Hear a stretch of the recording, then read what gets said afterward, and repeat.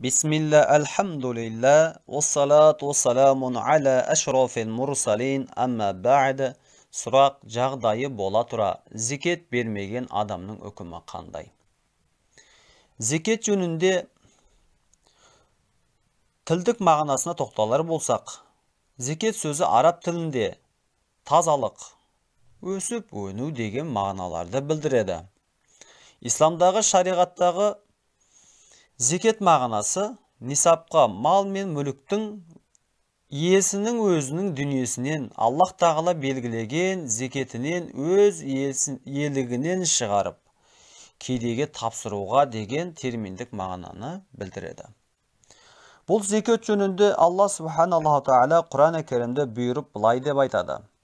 Ан-Нур сүресінің 56 аятында: Астаузубилла ва ақимус-салат ва атуз-закат ва атиғур-расул лааллакум турхамун. Садақаллахул азим.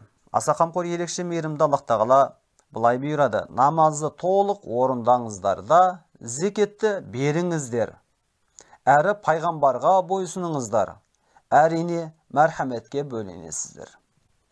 Осылайша исламдағы адам баласының мүшесіндегі қолдың 5 саусағы бірі-бірінен ажырамас секілді исламдағы 5 парыз бар.